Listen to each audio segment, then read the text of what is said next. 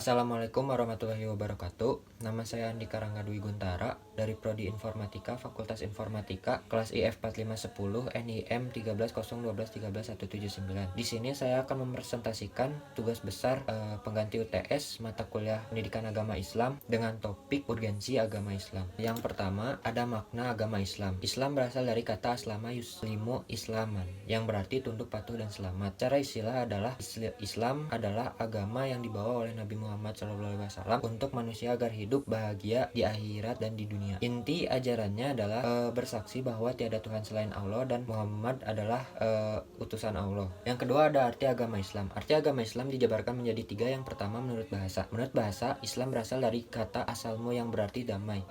Islam berasal dari kata aslama yang berarti taat. Islam berasal dari kata istaslama yang berarti berserah diri. Islam berasal dari kata salim yang berarti suci. Islam berasal dari kata salam yang berarti selamat. Dan menurut Al-Quran, Islam diartikan pada Al-Quran terkandung pada ayat surat Al-Maidah ayat 3, surat Al-Imran ayat 9, dan surat Al-Imran ayat 85. Menurut para ahli, Islam adalah agama yang diturunkan Allah kepada Nabi Muhammad SAW. Agama Islam meliputi akidah, syariat, dan akhlak. Yang ketiga, ada ruang lingkup agama Islam. Agama adalah suatu sistem nilai yang diakui dan diyakini kebenarannya dan merupakan jalan ke arah keselamatan hidup. Sebagai suatu sistem nilai, agama meliputi tiga persoalan, yaitu tata keyakinan, tata kepribadian, tata aturan.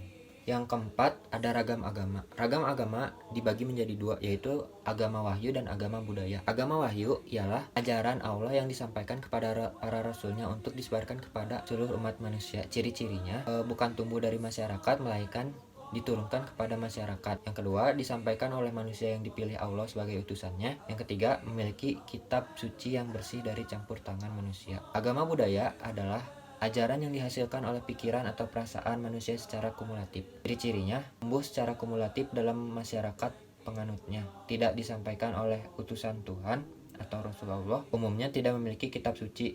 Kalaupun ada, akan mengalami perubahan-perubahan. Yang kelima, ada peran agama Islam. Peran agama Islam ada tiga, yaitu keinginan pada hidup beragama. Keinginan pada hidup beragama adalah salah satu dari sifat yang asli atau fitrah pada manusia, atau panggilan hati nuraninya. Yang kedua, ada agama sangatlah penting dalam kehidupan manusia. Agama adalah sumber moral dan petunjuk kebenaran. Ketiga, ada manusia pada dasarnya makhluk religius. Yang keenam, ada fungsi agama Islam. Fungsi agama Islam dibagi menjadi empat, yaitu agama sumber moral, agama petunjuk kebenaran, agama sumber informasi metafisika, agama pembimbing rohani bagi manusia. Yang ketujuh, ada tingkatan hidayah bagi manusia.